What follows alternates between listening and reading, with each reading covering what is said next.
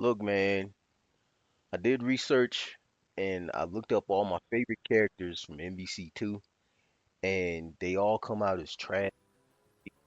I hate that. All my favorite characters are low tier and it's not cool, man. It makes me look at my characters, my favorite characters in a different light.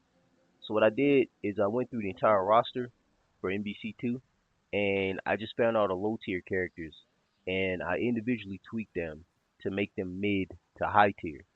I'm going to showcase another character here. My last two I did was Ryu.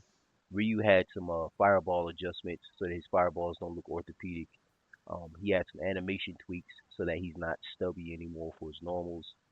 And of course, all that stuff outside of my original or my initial animations that I do for every character. Same thing for Ken. He's not stubby anymore. I tweaked the size of his fireballs so they're not so Fisher Price and my normal animation tweaks. But he's far superior than he was in the vanilla game. The next character I'm going to showcase here is going to be my Akuma. Now Akuma had some inverted or some inverse. Yeah, he had the opposite types of tweaks in comparison to the other Shoto characters here. But for for the most part, he's got a lot of similarities too. Let's pick a good old American Blue Boy here. Skip this.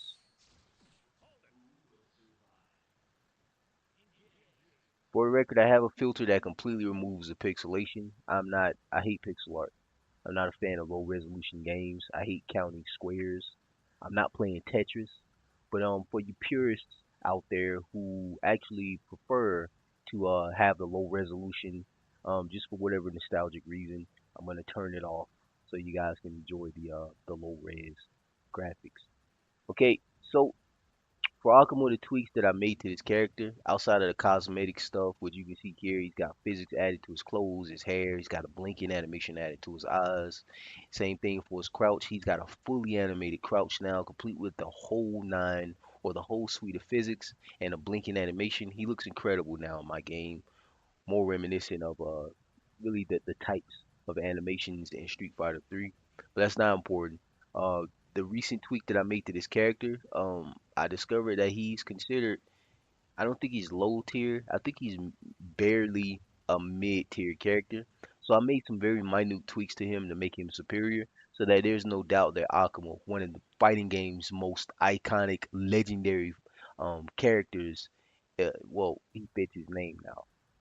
A tweak that I made, first and foremost, I'm gonna get this out of the way. His fireballs in the default MVC2 were way too small. They were very flimsy. They were garbage. And Akuma, if you don't know Akuma's backstory, he goes alone. When he fights alone. Akuma is the most powerful Shoto. He's supposed to be one of the most OP and powerful Shotos in Street Fighter. So his fireballs reflect that now. As you see here, he's got huge fireballs. He's got fireballs akin to the size of the fireballs of Vanilla Ryu, who's been tweaked by the way to have smaller fireballs now. But as you can see, he's the one that should have had the large fireballs, opposing to the tiny fireballs that the default MVC2 gave his character, which was disrespectful. Here's his air fireball. As you can see, much bigger air fireball. It looks so cool, so superior, dude. Another tweak that I made. Let's get into the gameplay first. So he's got the same stubby light punch. I like the stubbiness of it. There's a nostalgic feeling to it, so I just kept it. Plus, it's not necessary to tweak it. Before his medium punch, as you see here, he's got a slide. Covers way more room than the other light punch, for good reason too. Makes remove that stubbiness from it. For his fierce punch, as you see here, he's got a slide to his fierce punch. He can cover. Look at the distance he can cover now with that fierce. It's pretty nutty, man. Pretty nutty. Really good for combos too. This should just this alone should make him slightly higher in tier. For his light kick, same old light kick, same stubbiness to it. No need to tweak it. But for his medium kick, he's got a slide to it now. As you can see here. I think this is called an axe kick. I could be wrong. I'm pretty sure it's an axe kick. But as you can see with this slide, he covers a little bit more range than he did initially. For his fierce kick, look at that. Look at all this range he clears now. He clears space, dude. He can cover some so good, dude. Much superior fierce kick. I just added a bell set or a slide to the fierce kick so he covers more room here. and it's the end result. Beautiful, man, and it all links perfectly. For his crouch, same old stubby crouch punch. Again, iconic. I love this crouching light punch. For his medium punch, he's got to slide to his medium punch now. You can see him slightly moving with it just to cover more space here, make it less stubby. For his fierce punch, which is the well technically it's the uppercut. As you see here, it's not he no longer stays static. He clears a lot of room now. So now I can really get to the opponent from a good distance when I do my uppercut, which is very important too. 'Cause it's a common trope or common issue with the Shoto characters that they have stubby fierce punches or stubby launchers, and it makes the character garbage automatically. Same old light kick, no changes to the light kick. Love the light kick.